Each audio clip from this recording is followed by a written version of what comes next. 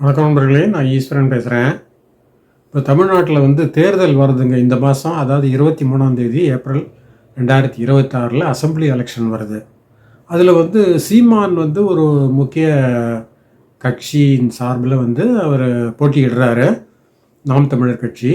அவர் இந்த எலெக்ஷன் மேனிஃபெஸ்டோவில் பார்த்தீங்கன்னா, நான் ஒரு அன்பான சர்வாதிகாரியாக இருப்பேன் அப்படின்னு சொல்லியிருக்கார். அதாவது பெனவோலண்ட் டிக்டேட்டர் அப்படின்னு சொல்லும், அன்பான சர்வாதிகாரிங்கிறது. ஸோ இவர் எப்படி இவ்வளோ தைரியமாக சொல்கிறாருன்னு நம்ம யோசித்து பார்த்தோம். இவர் அநேகமாக சிங்கப்பூரில் லீ குவான் யூன்னு ஒருத்தர் இருந்தார். அவர் ஞாபகத்தில் வச்சு தான் இவர் தன்னை சொல்லிக்கிறாருன்னு நினைக்கிறேன். அதாவது சிங்கப்பூரில் லீ குவான் யூங்கிறவர், அவர் தான் ஃபாதர் ஆஃப் தி நேஷன் அன்அஃபிஷியலாக சொல்லலாம். அவர் தான் சிங்கப்பூரை முழுமையாக உருவாக்கினவர். 1965 தனி நாடாக வந்த உடனே அப்போ ரொம்ப எந்த விதமான டெவலப்மெண்ட்டும் இல்லாத ஒரு நாடு. மருத்துவ வசதி கிடையாது, கல்வி வசதி கிடையாது, வீடுகள் கிடையாது, இன்ஃப்ராஸ்ட்ரக்சர் கிடையாது, தெருக்கள் கிடையாது, போலீஸ் எதுவும் கிடையாது, ஒரு சேஃப்டிலாம் கிடையாது. அந்த மாதிரி இருந்த நாட்டை ஒரு 25 இயர்ஸ்லேயே பார்த்தீங்கன்னா அவர் வேர்ல்டு கிளாஸ் கண்ட்ரியாக மாற்றிட்டார். ஆனால் அவர் கொஞ்சம் ஸ்ட்ரிக்டாக இருப்பார் எப்போவுமே. இந்த யாரும் வாலாட்ட முடியாது அவர்கிட்ட. நாட்டோட நலன் தான் முக்கியம் அவருக்கு. யாராவது தனி நலன் கருதி செயல்பட்டாங்கன்னா வெட்டிடுவார் ஒற்றை. ஸோ அந்த மாதிரி ஸ்ட்ரிக்டாக இருந்தார். ஸோ அதை தான் திரு சீமான் ஒரு அன்பான சர்வாதிகாரி அப்படின்னு சொல்கிறாரோன்னு தோணுது. ஆனால் ஒன்றுங்க, இது இந்தியாவுக்கு ஒத்து வராது. இந்த மாதிரி அன்பான சர்வாதிகாரியாக நான் இருப்பேன் அப்படின்னு சொல்கிறது ஒத்து வராது. ஏன்னா சிங்கப்பூர் ஒரு தனி நாடு. It's a sovereign independent country. ஆனால் தமிழ்நாடு ஒரு ஸ்டேட்டு. இந்தியாவுக்குள்ளே இருக்கிற ஒரு ஸ்டேட். 28-30 ஸ்டேட் இருக்குது, அதில் ஒரு ஸ்டேட்டு. ஸோ அதனால் இப்போ சிங்கப்பூரில் நீங்கள் ஆட்சிக்கு வந்தீங்கன்னா ஃபுல் பவர்ஸ் உங்களுக்கு தான். என்ன வேணால் நீங்கள் பண்ணலாம், யாரும் கேட்க முடியாது.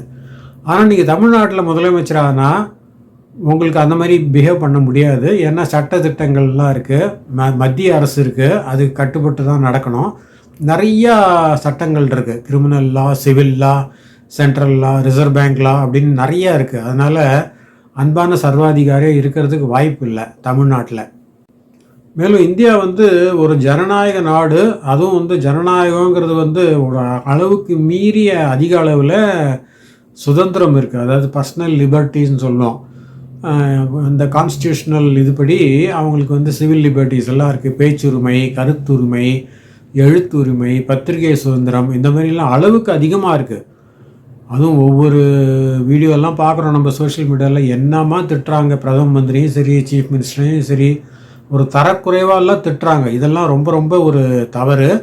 இப்போ தமிழ்நாடு அரசியல்லையும் இப்போ இந்த எலெக்ஷனில் இந்த கேன்வாசிங் பண்ணும்போது ரொம்ப ஒரு தவறான ஒரு வழிமுறையை அவங்க கையாளுறாங்க. அதாவது என்ன சொல்கிறாங்கன்னு கேட்டிங்கன்னா, ஒரு நல்ல அப்பனுக்கும் அம்மாவுக்கும் பிறந்தவனாக இருந்தால் நீ இப்படி பண்ணுவ, அப்படி பண்ணுவாங்க. அதாவது உங்கள் அரசியல் எதிரி வேறங்க, அவங்களுடைய அம்மா அப்பாவை எதுக்காக நீங்கள் குறை சொல்கிறீங்க? இது ரொம்ப ஆச்சரியமாக இருக்குது, நமக்கு புரியவே இல்லை. அது ஒரு தகப்பனுக்கு பிறந்திருந்தா இந்த மாதிரி பேசியா? இதெல்லாம் எவ்வளோ கேவலமான செயல். அந்த அந்த ஆளுடைய அம்மாவை நீங்கள் ஒரு நடத்த கெட்டவள் அப்படின்னு சித்தரிக்கிறீங்க. இதுக்கெல்லாம் ஒரு ஒரு கான்ஷியன்ஸ் வேணாமா? இந்த மாதிரி சொல்கிறதுக்கெல்லாம் எப்படி சொல்கிறாங்கன்னு தெரியல. எல்லா பாட்டியும் சொல்கிறாங்க. இது ஏதோ ஒரு ஒரு கோபம் இருக்கும், ஒரு காழ்ப்புணர்ச்சி இருக்கும், அதெல்லாம் இருக்கும் வேறு. ஆனால் வார்த்தைகளை அளந்து தான் நம்ம உபயோகிக்கணும். அதில் இவங்க நிறைய பேர் தவறிட்டாங்க. ஸோ யார் சீஃப் மினிஸ்டர் ஆகிறாங்களோ தமிழ்நாட்டுக்கு, அவங்க ஒரு அன்பான சர்வாதிகாரியாக இயங்க முடியாது. ஏன்னா முதலாவது அது ஒரு ஸ்டேட்டு தான் நம்ம சொன்ன மாதிரி. So it is subject to அந்த மத்திய அரசுக்கு கட்டுப்பட்டு தான் நடக்கணும். அப்புறம் அந்த அந்த ஆளுங்கட்சியிலே கொஞ்சம் ஃபேக்ஷன்ஸ் எல்லாம் இருக்கும், அவங்க கொஞ்சம் ப்ரெஷர் கொடுப்பாங்க. எதிர்கட்சி கொஞ்சம் நிறையா ப்ரெஷர் கொடுக்கும் நீங்கள் ஏதாவது ஸ்டெப்ஸ் எடுத்தீங்கன்னா. அதுக்கப்புறம் அந்த ஃபோர்த் எஸ்டேட்னு இந்த பத்திரிகைகள் இருக்கு இல்லையா, அவங்க கொஞ்சம் செக் பண்ணுவாங்க.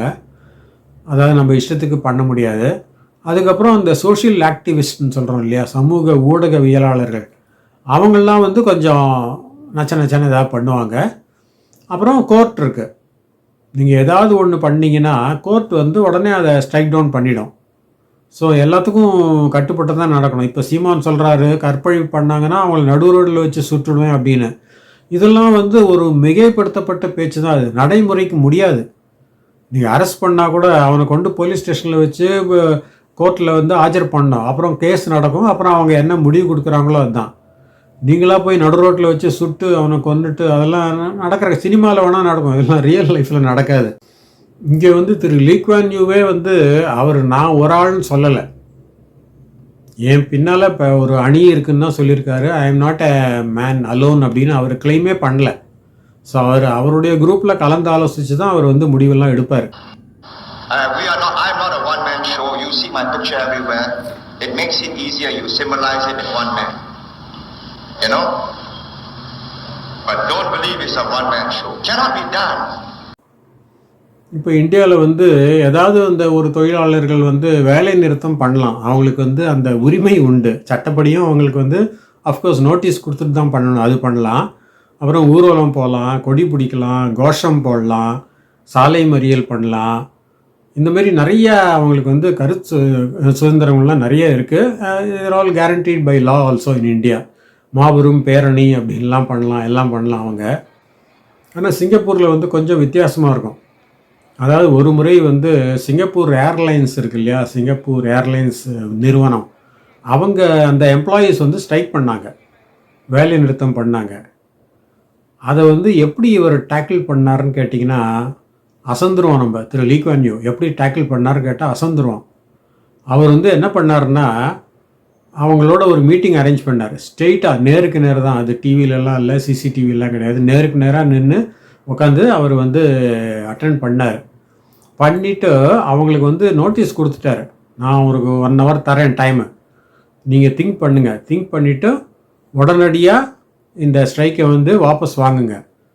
அப்படி இல்லைன்னா நான் எல்லாரையும் வீட்டுக்கு அனுப்பிச்சிட்டு புது ஆளை போடுவேன், போட்டுட்டு அதை ஃப்ரெஷ்ஷாக ஸ்டார்ட் பண்ணேன் அப்படின்னு சொல்லிட்டு த்ரெட்டன் பண்ணார். When I met the SIA pilots, I didn't meet them on TV. I met them face to face. So 5 feet across the table so they can see me and see whether I'm still vigorous, able to campaign and take them on, whether it's worth taking me on. Continue this and I will, by every means at my disposal, teach you and get the people of Singapore, help me teach you a lesson you won't forget. And I'm prepared to start all over again. Or stop it. Get back to work, restore discipline, then argue your case. அதுக்கப்புறம் பார்த்தீங்கன்னா அவங்களுக்கு வந்து கொஞ்சம் பயம் வந்துடுது. இவர் வந்து சாதாரணமான ஆள் இல்லை. அதாவது சாதாரண முதலாளினா நீங்கள் ஒரு கூட்டமாக சேர்ந்து ஸ்ட்ரைக் பண்ணிங்கன்னா அவர் கொஞ்சம் பயந்துருவார். ஆனால் இந்த ஆள் அந்த மாதிரி ஸ்டஃப்பு கிடையாது அப்படின்னு தெரிஞ்சிடுது அவங்களுக்கு. இவர்கிட்ட நம்மளுடைய பாட்சாலாம் பலிக்காது அப்படின்னு சொல்லிட்டு அவங்க வந்து ஸ்ட்ரைக்கை விட்ரா பண்ணிட்டாங்க, டியூட்டி ஜாயின் பண்ணிட்டாங்க. Took them 65 minutes. They did as much talking as I did, a lot of them in answer to my questions. And they decided, okay, it isn't worth the fight. Why? Because they know they'll lose. They know that I'm prepared to ground the airline.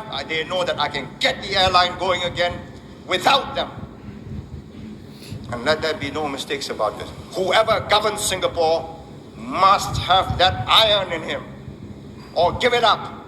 This is not a game of cards. This is your life and mine. I've spent a whole lifetime building this. And as long as I'm in charge, nobody's going to knock it down. இதில் என்னென்னா ஒரு ஆள் அந்த strike பண்ண யூனியனில் ஒரு ஆள் வந்து ஆப்போசிஷன் பார்ட்டியோடைய மெம்பர். ஸோ இது வந்து இந்த ஆப்போசிஷன் பார்ட்டியோட தூண்டுதல் இருக்குது அப்படிங்கிறத வந்து ஓரளவு வெளிப்படுத்துது. I offered them 2 choices.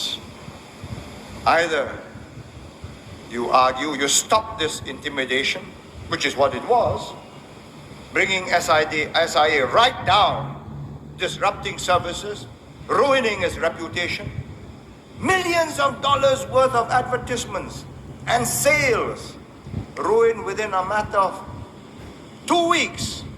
It will take many, many months to repair the damage. And I said, gentlemen, and one of the captains on the committee is a founder member of Mr. Chiam's Singapore Democratic Party. And I knew it. He thought I did. திரு Lee Kuan Yew வந்து சிங்கப்பூரில் இந்த மத நல்லிணக்கம், இன நல்லிணக்கம், மொழி நல்லிணக்கம் இதுக்கெல்லாம் ரொம்ப முக்கியத்துவம் கொடுப்பார். அதாவது இங்கே வந்து மெயினாக பார்த்தீங்கன்னா சைனீஸ் இருக்காங்க, அப்புறம் மலை இருக்காங்க, அப்புறம் இந்தியன்ஸ் இருக்காங்க, அப்புறம் மற்ற கம்யூனிட்டிஸும் இருக்குது. யூரோ ஏஷியன்லாம் சொல்லலாம். அதாவது யூரோப்பியன்ஸ் வந்து ஏஷியன்ஸை கல்யாணம் பண்ணுவாங்க. அந்த மாதிரி ஒரு குரூப் இருக்குது. ஸோ இவங்க எல்லாரும் வந்து ஒத்துமையாக இருக்கணும். யாரும் யாரையும் கிண்டல் பண்ணக்கூடாது. யாரும் எந்த மதத்தையும் வந்து கேலி பண்ணக்கூடாது. அந்த கடவுளை வந்து கேலி பண்ணக்கூடாது அப்படிங்கிறதுல இவர் ரொம்ப ரொம்ப ஒரு ஸ்ட்ரிக்டாக இருக்கார். யாராவது எதாவது வயலேட் பண்ணாங்கன்னா அதுக்கு சீரியஸான பனிஷ்மெண்ட் உண்டு. அதாவது இப்போ தமிழ்நாட்டில் பார்த்தீங்கன்னா ஒரு அரசியல் பண்ண வராருன்னா அவருக்குன்னு சில டெம்ப்ளேட் இருக்குது. என்னன்னு கேட்டிங்கன்னா, மத்திய அரசை எதிர்க்கணும், ஹிந்தியை எதிர்க்கணும். அதான் அவங்க இம்போசிஷனே பண்ணல, இருந்தாலும் சும்மானும் இந்தி திணிப்பை எதிர்ப்போம் அப்படிம்பாங்க. யாருமே திணிக்கல. 1967க்கு அப்புறம் ஹிந்தி திணிப்பே கிடையாது. இருந்தாலும் இவங்க வந்து இந்தி திணிப்பை எதிர்ப்போம் அப்படிம்பாங்க. அதுக்கப்புறம் பார்த்தீங்கன்னா அந்த வடநாட்டுக்காரங்களை கொஞ்சம் ஓவராலாக கொஞ்சம் எதிர்ப்பாங்க. அப்புறம் இந்து மதத்தை எதிர்ப்பாங்க. அது வந்து ரொம்ப முக்கியமான ஒரு அஜெண்டாவாக வச்சுருக்காங்க நிறையா பொலிட்டிக்கல் பார்ட்டிஸில். மற்ற மதத்தை எதுவும் பேச மாட்டாங்க, ஆனால் இந்து மதத்தை ஒண்டி பேசுவாங்க.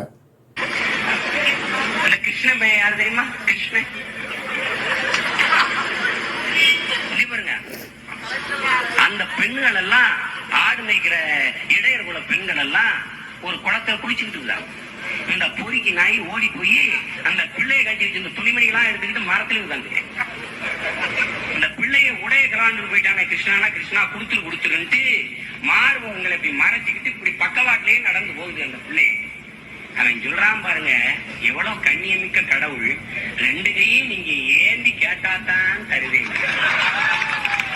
உண்மையிலேயே நல்ல மான கோஷம் உள்ள தாய்மார்களா இருந்தா நாளையில இருந்து நீங்க கிருஷ்ணனுக்கோ கர்ணனுக்கோ கோயிலுக்கு கூப்பிடுங்க.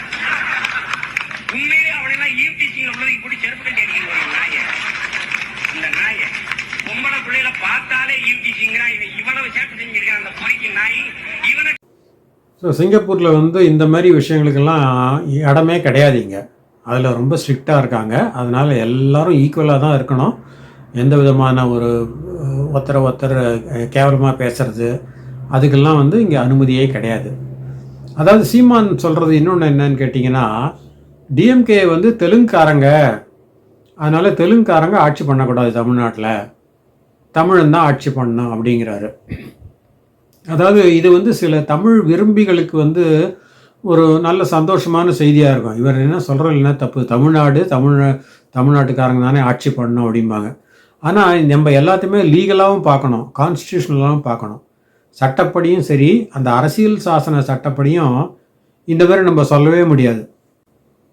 இன்னும் சில பேர் கேட்பாங்க, இப்போ சீமான் வந்து கேரளாவுக்கு சீஃப் மினிஸ்டர் ஆக முடியுமா, ஆந்திராவுக்கு சீஃப் மினிஸ்டர் ஆக முடியுமா, இல்லை கர்நாடகாவுக்கு ஆக முடியுமான்னு கேட்பார்.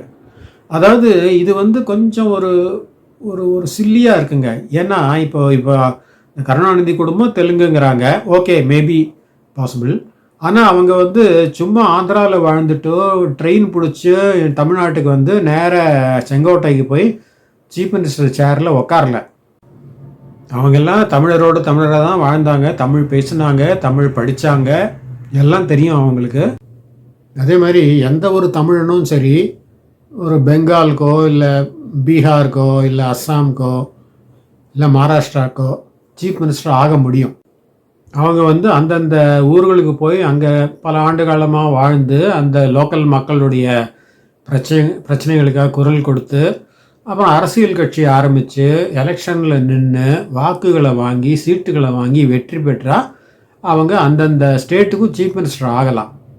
இப்போ சீமான் வந்து திமுகவை அகற்றணும் அப்படின்னு தான் சொல்கிறார் அவர்.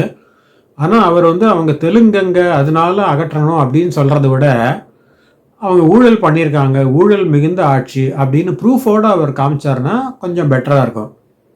அப்படி இல்லை அவங்க வந்து ஒரு நெப்போட்டிசம்னு சொல்லுவோம் இல்லையா, அவங்க வேண்டியவங்களுக்கு மாத்திரம் பதவி கொடுக்கறது, அந்த மாதிரி அதையும் இவர் கொஞ்சம் ப்ரூஃபோடு சொன்னால் நல்லாயிருக்கும். மூணாவது வந்து அவங்க செய்கிற செயல்கள்லாம் ஒரு திறமையானதாக இல்லை அப்படின்னு சொல்லிட்டு ஒரு ப்ரூவ் பண்ணணும். அதாவது தமிழ்நாட்டில் வந்து தெலுங்காரங்க ஆட்சி பண்ணியிருக்காங்க. அதாவது ஓமந்தூரார் ஆட்சி பண்ணியிருக்காரு, அப்புறம் குமாரசாமி ராஜா ஆட்சி பண்ணியிருக்காரு. அவங்களும் நல்லபடியாக தான் ஆட்சி பண்ணாங்க. எந்த விதமான ஒரு தமிழர்களுக்கு ஒரு இம்பார்ஷியல் ட்ரீட்மெண்ட் கொடுத்து அந்த மாதிரிலாம் எதுவுமே பண்ணல. இது எப்படின்னு கேட்டிங்கன்னா, இப்போ வந்து ஒரு கிரிக்கெட் டீம் இருக்குங்க, பங்களாதேஷ் கிரிக்கெட் டீம் இருக்குதுன்னு வச்சுங்களேன்.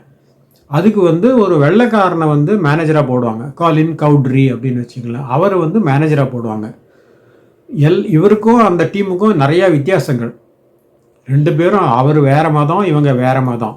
அவர் வேறு மொழி, இவங்க வேறு மொழி. அவருடைய சாப்பாட்டு இது வந்து வேறு, இவங்களுடைய சாப்பாட்டு முறை வேறு, ட்ரெஸ் பண்ணுறதெல்லாம் வேறு, எல்லாமே வேறு. இருந்தாலும் அந்த காலின் கவுட்ரிங்கிறவர் என்ன பண்ணுவார்னா, இந்த பங்களாதேஷ் டீமுக்கு வந்து அதிகபட்ச ட்ரைனிங் கொடுப்பார். இதை வந்து எப்படியாவது வேர்ல்டு கப் வின் பண்ண வைக்கணும் அப்படின்னு சொல்லுவார். ஏன்னா அவருக்கு அது பெருமை. அவர் சும்மான இது பங்களாதேஷ் தானே, நம்ம இங்கிலாண்டு, அதனால் நம்ம வந்து இவனுக்கு தப்பாக சொல்லி கொடுக்கலாம் அந்த மாதிரிலாம் நினைக்க மாட்டார். ஸோ அதே மாதிரி தான் யார் வந்து ஒரு மாகாணத்துக்கு ஒரு சீஃபாக வராரோ அவர் வந்து கண்டிப்பாக அந்த மாகாணத்துக்கு நல்லது தான் பண்ணுவார். அஃப்கோர்ஸ் யாராக இருந்தாலும் அவங்களுக்கு வேண்டப்பட்டவங்களுக்கு கொஞ்சம் ஃபேவர் காட்டுவாங்க, அதை அவாய்ட் பண்ண முடியாது. சரி, இந்த எலெக்ஷனில் வந்து 23ஆம் தேதி இந்த மாதம் நடக்குது. அப்புறம் ஏப்ரல் 3 4 ரிசல்ட் வந்துடும். கவுண்டிங் ஆச்சுன்னா இமீடியட்டாக ஈவினிங்கே ரிசல்ட் வந்துடும். ஸோ ரஃப்பாக யார் வின் பண்ணுவாங்கன்னு பார்க்கலாம். அதாவது நிறைய பேர் கருத்து கணிப்புன்னு போடுறாங்க. அது வந்து கருத்து கணிப்பு இல்லை, கருத்து திணிப்பாக தான் இருக்குது.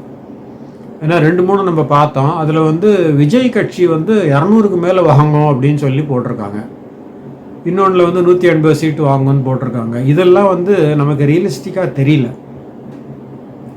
அதாவது அடிப்படையில் பார்த்தீங்கன்னா டிஎம்கே தாங்க மெயின் போட்டியாளர். இதில் 4 முனை போட்டி இருக்குது. டிஎம்கே ஒரு சைடு, ஏடிஎம்கே ஒரு சைடு, அப்புறம் நாம் தமிழர் ஒன்று, அப்புறம் விஜய் கட்சி ஒன்று, அப்புறம் மற்ற உதிரி கட்சிகள், சில்லற கட்சிகள்லாம் இருக்குது. ஸோ இதில் வந்து மெயினாக பார்த்தீங்கன்னா டிஎம்கே தான். ஆனால் டிஎம்கேக்கு வின் பண்ணுறதுக்கான வாய்ப்புகள் அதிகம். It is not because DMK is very popular, it will get maximum votes, அந்த மாதிரிலாம் கிடையாது. ஏன்னா அதுக்கு எதிராக போகிற ஓட்டுகள்லாம் வந்து பிரிஞ்சிடுறதுனால தான் அதுக்கு வாய்ப்புகள் பிரகாசமாக இருக்குது. இப்போ ஒரு கான்ஸ்டியூன்ஸில் 100 ஓட்டு இருக்குதுன்னு வச்சுங்களேன், அதில் 30 ஓட்டு டிஎம்கே கிடைக்கும். ஸோ 100க்கு 30 வாங்குறவங்க வந்து ஆட்சிக்கு வர முடியாது. அதான் டெக்னிக்கலாக பார்த்தோம்னாக்க இது என்ன பிரச்சனைனா, அதுக்கு எதிராக 70 ஓட்டு இருக்கு இல்லையா, அந்த 70 ஓட்டும் 3 பேருக்கு 4 பேருக்கு நடுவில் பிரிஞ்சிடும். அதாவது ஒவ்வொருத்தருக்கும் வந்து ஒரு 25 20 29 அந்த மாதிரி பிரிஞ்சிடும். சில்லற கட்சிகளுக்கு ஒரு 4-5 போகும். அதனால் இந்த அப்போசிங் ஓட்ஸ் எல்லாமே பிரிஞ்சிறதுனால அந்த 30 or 35 what ever DMK gets, that will be the winner. So அந்த மாதிரி வாய்ப்பில் தான் அவங்க வந்து மீண்டும் வின் பண்ணுறதுக்கான வாய்ப்புகள் இருக்குது. ஸோ பேசிக்காக ஏடிஎம்கே அண்ட் டிஎம்கேக்கு தான். நம்பர் 2 வந்து ஏடிஎம்கே வரும்னு தான் எல்லோரும் சொல்கிறாங்க. நம்பர் 3 வந்து விஜய் வருங்கிறாங்க சில பேர் வந்து சீமான் வந்து 4வது இடத்துக்கு தள்ளப்படுவார் அப்படிங்கிறாங்க. ஆனால் நமக்கு என்னமோ சீமான் வந்து இன்னும் கொஞ்சம் முன்னேறுவார்னு தோணுது. அஃப்கோர்ஸ் அவரால் நிறைய சீட்ஸ் வின் பண்ண முடியாது. ஏன்னா 15 வருஷமாக அரசியல் பண்ணுறாரு, இது வரைக்கும் ஒரு சீட்டு கூட வின் பண்ணதில்லை. ஆனால் இந்த தடவை ஒரு 4-5 சீட்டு வின் பண்ணுறதுக்கான வாய்ப்புகள் இருக்குது. அப்புறம் ஒரு 15-20 சீட்டில் வந்து டெபாசிட் கிடைக்கிறதுக்கான வாய்ப்பு இருக்குது. விஜய்க்கு வந்து எந்த சீட்லையும் வின் பண்ணுறதுக்கு வாய்ப்பு இல்லை அப்படின்னு தான் நமக்கு தோணுது. அப்படி ரிசல்ட் வந்த உடனே டிஎம்கேக்கு வந்து கொஞ்சம் சிங்கிள் லார்ஜஸ்ட் பார்ட்டியாக இருக்குதுன்னு வைங்களேன், but not majority. Single largest பார்ட்டியாக இருக்குது, 90 சீட்டு அந்த மாதிரி வாங்குறாங்க, பட் மெஜாரிட்டி வரல. அப்போ என்ன பண்ணுவாங்கன்னா, தே வில் அப்ரோச் விஜய், அவர்கிட்ட அந்த ஆதரவு வாங்கினாங்கன்னா அவங்களுக்கு வந்து பவர் கிடச்சிரும். And they will compensate Vijay accordingly. ஏன்னா அவரும் சொல்லியிருக்காரு, நான் வந்து என்னோடய உச்ச வருமானத்தை விட்டுட்டு வந்திருக்கேன் அப்படிங்கிறாரு. ஸோ அவருக்கும் வந்து சில அனுகூலங்களை எதிர்பார்ப்பாருன்னு தான் நமக்கு தோணுது. இப்போ சீமான் வந்து எக்காரணம் கொண்டும் அலையன்ஸ் கிடையாது யாரோடையும் அப்படின்னு சொல்லியிருக்காரு. இது வந்து ரொம்ப strong point in favour of DMK. அவங்க வந்து உள்ளூர திருப்தி படுவாங்க, இவர் வந்து ரொம்ப கெட்டியாக இருக்காருப்பா தன்னுடைய கொள்கையில் அப்படின்னு. ஆனால் அவங்களுக்கு வேண்டியது அதுதான், இவர் வந்து யாரோடையும் அலையன்ஸ் வைக்கக்கூடாது. சப்போஸ் இவர் அலையன்ஸ் வைக்கிறாரு வச்சுக்கலாம், ஏடிஎம்கேயோடையோ எல்லாம் சேர்ந்து ஒரே அலையன்ஸாக நிற்கிறாங்கன்னா, அப்போ வந்து DMK will be in deep trouble. இப்போ எப்படி 2024 பிஜேபிக்கு ஆச்சு மத்தியில், அதே மாதிரி ஆயிடும் இவங்களுக்கு. அதனால் இவர் தனியாக தான் நிற்பேன்னு அடம் பிடிக்கிறார் இல்லையா, அது வந்து டிஎம்கேக்கு ரொம்ப சாதகம். They will be very happy about it. இப்போ இவருக்கு தடங்கள் கொடுக்கறது விஜய் வந்திருக்காரு. அதனால் சீமானுக்கு கொஞ்சம் அதனால் பாதிப்புகள் அதிகமாக இருக்கும். எப்படி லாஸ்ட் டைம் வந்து கமல்ஹாசன் பண்ணாரோ, ஒரு 30 லட்சத்துக்கு மேலே ஓட்டு வாங்கிட்டார் கமல்ஹாசன் லாஸ்ட் டைம். அந்த மாதிரி விஜயும் வந்து ஒரு 30-40 லட்சம் ஓட்டு வாங்குவார்னு நினைக்கிறேன். ஸோ அதெல்லாம் வந்து சீமானுக்கு வர வேண்டிய ஓட்டுகளாக இருக்கலாம், அதெல்லாம் இவருக்கு போயிடும். அதனால் ஒன்றால் நான் கேட்டேன், என்னால் நீ கேட்டேன் அப்படின்னு சொல்லிட்டு இவங்க 2 பேரும் வருத்தப்பட வேண்டியதான். இதெல்லாம் எலெக்ஷன் வந்தாலே இந்த ஒரு அலையன்ஸ் இருக்கு இல்லையா, அது வந்து it plays a vital role. டெல்லியில் பாருங்கள், ராகுல் காந்தி எல்லா எதிர்கட்சியும் ஒரு 28 எதிர்கட்சி, ஒன்றுக்கு ஒன்று சண்டை போட்டுக்கிற எதிர்கட்சிகள் எல்லாத்தையும் ஒன்றா சேர்த்து ஒரு ஐஎன்டிஐ அலையன்ஸ் அப்படின்னு கொண்டாந்தார். அதனால வந்து பிஜேபிக்கு கொஞ்சம் பெருத்த பாதிப்பு ஏற்பட்டது. அதுக்கு சிங்கிள் கட்சி மெஜாரிட்டி கிடைக்கல. ஸோ நாயுடுவையும் நிதிஷ்குமாரையும் நம்ப வேண்டி வந்தது. அது மாதிரி இந்த தடவை இவங்க எல்லாம் ஒன்றா சேர்ந்தாங்கன்னா guaranteed DMK will be out of power. ஆனால் இவங்கெல்லாம் ஒன்றா சேர மாட்டேங்கிறாங்க. That is the problem now. So எது எப்படி இருந்தாலும் மே மாதம் ரிசல்ட் வந்த உடனே இந்த ஃப்ராக்சர்டு இது கோலிஷன் கவர்மெண்ட்டாக இல்லாமல் ஒரு அலையன்ஸ் போஸ்ட் எலெக்ஷன் அலையன்ஸ் சொல்லுவோம். அதாவது எலெக்ஷன் முடிஞ்ச பிறகு வைக்கக்கூடிய கூட்டணி, அந்த மாதிரி இருந்தால் கூட நல்லது தான். ஒரு ஸ்திரமான அரசு வந்து அமையணும். அப்போ தான் அவங்களுக்கு வந்து மக்களுக்கு நல்லது செய்ய முடியும்.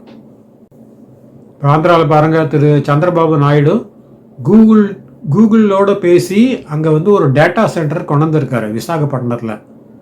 கிட்டத்தட்ட $15 பில்லியன் ரொம்ப இன்வெஸ்ட் பண்ணுறாங்க. It's part of that. So அதனால் அந்த இடத்துல வந்து நிறைய எக்கனாமிக் டெவலப்மெண்ட் உருவாகும், நிறைய வேலை வாய்ப்புகள் உருவாகும், மக்கள் வந்து இன்னும் கொஞ்சம் பணக்காரர்கள் ஆவார்கள். அதனால் அந்த மாதிரி வாய்ப்பு வந்து நம்ம தவற விட்டோம், தமிழ்நாட்டுக்கும் தவற விட்டோம். ஸோ அவர் முந்திட்டார், திரு நாயுடு முந்திட்டார். இது வந்து தமிழ்நாட்டுக்கு ஒரு லாஸ் தான். ஏன்னா தமிழ்நாட்டில் கூகுளுடைய ஒரு டேட்டா சென்டர் வந்துருந்ததுன்னா எங்கேயோ போயிடும் எக்கானமி. ஸோ இனிமையாவது யார் ஆட்சிக்கு வராங்களோ அவங்க வந்து தமிழ்நாட்டு இளைஞர்களுக்கு ஒரு நல்ல வேலை வாய்ப்பை கொடுக்கணும். அதாவது அவங்க வந்து ஒரு டெக்னாலஜியை வந்து எம்ப்ரேஸ் பண்ணணும். Latest technology, artificial intelligence or robotics or இந்த மாதிரி அந்த செமி கண்டக்டர் சிப்ஸு அதெல்லாம் வந்து அவங்க தேர்ச்சி பெறணும். அப்போ தான் அந்த வேர்ல்டு பீப்புளோட அவங்க கம்பீட் பண்ண முடியும். இப்போ சீமான் சொல்கிறாரு, அவங்க வந்து தேனீ கூடு வச்சு கொடுப்பேன், தேனீ வளர்க்கலாம், இல்லை பட்டுப்பூச்சி வளர்க்கலாம், இல்லை தென்னை மரத்தில் ஏறி பதனி இறக்கலாம், இல்லை மாட்டு பண்ணை வச்சு மாடு பால் வியாபாரம் பண்ணலாம். இதெல்லாம் வந்து அது ஒரு ட்ரேடுங்க, அதை பற்றி ஒன்றும் நம்ம சொல்கிறதுக்கு இல்லை. ஆனால் எவ்வளோ இளைஞர்கள் இதுக்கெல்லாம் ஒத்துப்பாங்கன்னு நம்ம பார்க்கணும். இப்போ இருக்கிற இளைஞர்கள்லாம் பார்த்திங்கன்னா அவங்க வந்து காமராஜர் என்ன பண்ணார், படிக்கணும்னு சொல்லி நிறைய பள்ளிக்கூடங்கள் வந்து திறந்தார். இலவசமாக மதிய உணவெல்லாம் கொடுத்து படிக்க வைக்கிறது தான் முக்கியம் அப்படின்னார். ஸோ எல்லோரும் படிச்சுட்டு ஒரு டிகிரியாவது வாங்கணும், டிகிரி மாஸ்டர்ஸ் போஸ்ட் கிராஜுவேட் அந்த மாதிரி பண்ணிவிட்டு ஏதாவது ஒரு டெக்னிக்கல் லைனில் வந்து ஸ்பெஷலைஸ் பண்ணணும்.